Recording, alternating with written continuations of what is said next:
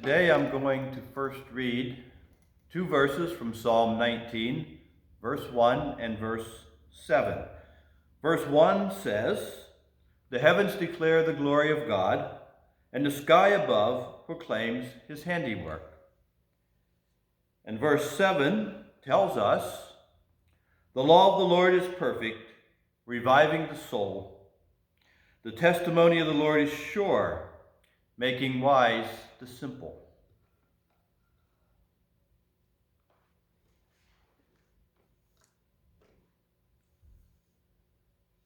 When I was a child, I was fascinated by the night sky. All those little dots of light up there were a mystery. And as I grew a little bit, I discovered that these little dots of light were blazing balls of fire, like our sun. Some smaller, some larger, and there were more than I could number.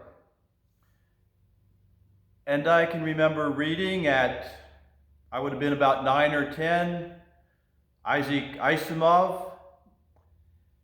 I was lying in bed and he was explaining that there were pulsars out there in the universe, millions of light years away, and I distinctly remember shuddering at this. For somehow in my immature mind, I realized that the universe was immense and I was tiny. And it was terrifying in a good way. That I also knew that as huge as this universe was and as insignificant as I seemed, the God who created all this loved me with a great, great love. So there was terror and there was comfort. And now, 60 or so years later, as an adult, I seem to be more focused on the immediate and the mundane, and I very seldom give the night sky much thought at all, perhaps because we cannot see it as well. And I've traded awe for busyness, and sometimes a mild anxiety, and sometimes boredom, unidentified.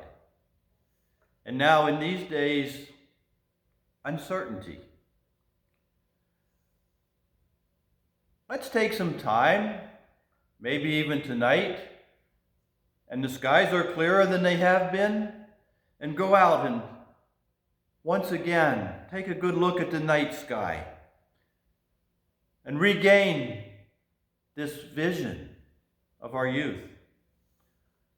Reflect a bit and return to awe and terror and comfort. For the heavens are telling the glory of God, and night to night reveals knowledge. And here today, in the comfort of our homes and the discomfort of being in our homes, we feel a sense of loss and displacement. We are trying to carve out a niche in a new reality. We're trying to figure out the rules. We're trying to assert ourselves while staying safe. We are uncomfortable and discomforted in the comfort of our own homes.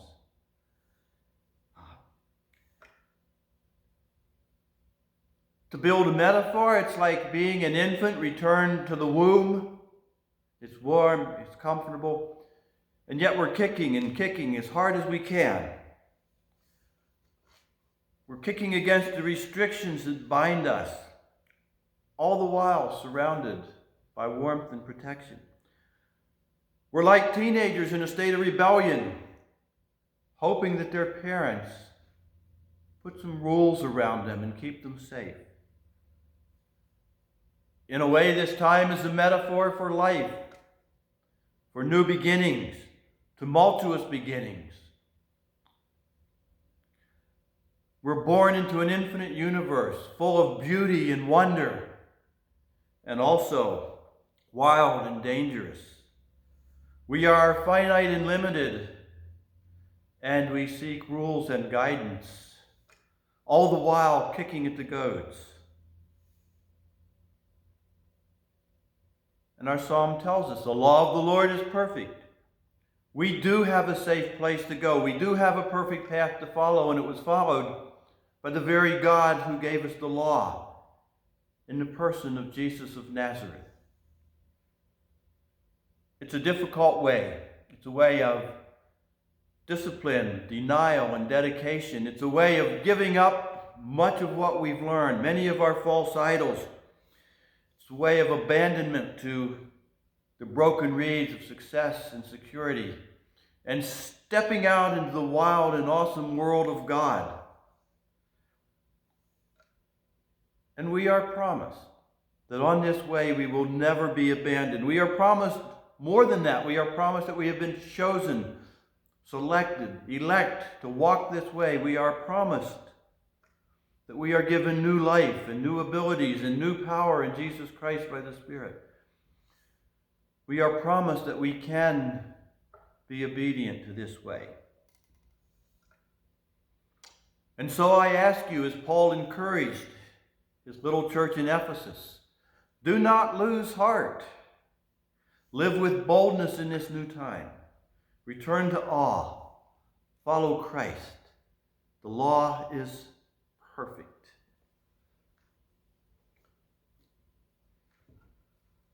And now I will close with Psalm 19, which ends in a prayer. Let us pray. O Lord, who can discern their errors? Declare us innocent from hidden faults. Keep back your servants from presumptuous sins. Let them not have dominion over us. Then we shall be blameless and innocent of great transgression.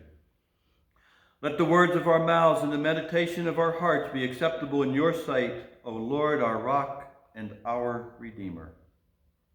Amen.